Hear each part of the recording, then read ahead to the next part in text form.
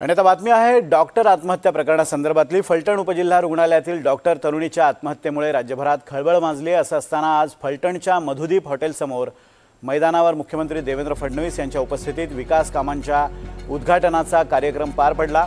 रणजितसिंह नाईक निंबाळकर यांनी हा कृतज्ञता सोहळा आयोजित केला होता। यावेळी मुख्यमंत्री देवेंद्र फडणवीस यांनी आपल्या भाषणात फलटणमधील डॉक्टर तरुणीच्या मृत्यूवरून सुरू असलेल्या राजकारणावरून विरोधकांना फटकारलंय।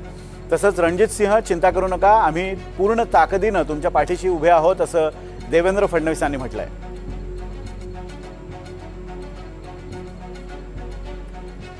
आमची एक लहान बहीण डॉक्टर संपदा मुंडे यांचा अतिशय दुर्दैवी अशा प्रकारचा मृत्यू झाला। त्या आमच्या भगिनीने आत्महत्या केली आणि आत्महत्या करताना त्याचं कारण देखील आपल्या हातावर लिहून ठेवलं। पोलिसांनी तात्काळ जे आरोपी आहेत त्या आरोपींना अटक देखील केली।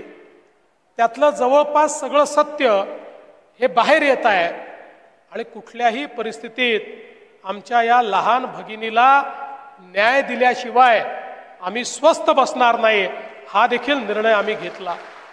पण अलीकडच्या काळामध्ये प्रत्येक गोष्टीत राजकारण घुसवायचं अशा प्रकारचा अतिशय निंदनीय प्रयत्न या ठिकाणी होताना पाहायला मिळाला आणि काहीही कारण नसताना या ठिकाणी रणजितदादांचं, सचिनदादांचं नाव याच्यात घुसवण्याचा प्रयत्न करण्यात आला।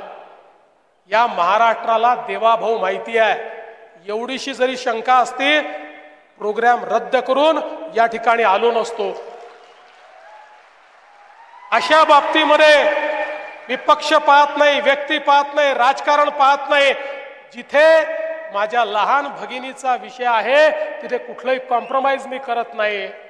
पण त्याच वेळी अशा प्रकारे जसं सचिनदादांनी मगाशी सांगितलं, प्रेताच्या टाळूवरचं लोणी खाण्याचं राजकारण कोणी करत असेल आणि प्रत्येक गोष्टीत केवळ राजकीय भूमिका ही घेण्याचा प्रयत्न कोणी करत असेल तर तेही सहन करणाऱ्यांपैकी मी नाही, त्याला उत्तर देणाऱ्यांपैकी मी आहे, हे देखील या ठिकाणी समजून घेतलं पाहिजे।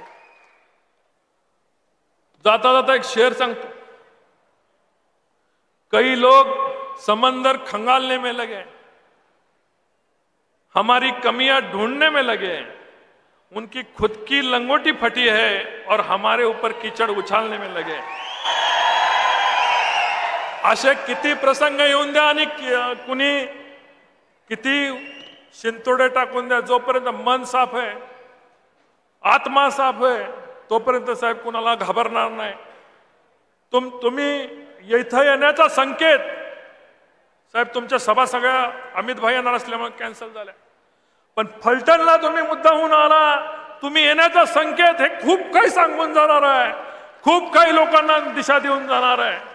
रणजित दादा, अजून तुम्हाला खूप काम करायचं आहे, अजून तुमच्या हातून खूप मोठी मोठी कामं व्हायची आहेत। अरे बाज की असली उड़ान अभी बाकी है, तुम्हारे इरादों का इम्तिहान अभी बाकी है। अरे अभी तो नापी है मुट्ठी भर जमीन तुमने, अभी पूरा आसमान बाकी है। आणि म्हणून चिंता करू नका, आम्ही पूर्ण ताकदीने तुमच्या पाठीशी आहोत। या ठिकाणी हा जो संघर्ष तुम्ही हातामध्ये घेतलाय हा पूर्ण केल्याशिवाय आपण थांबणार नाही।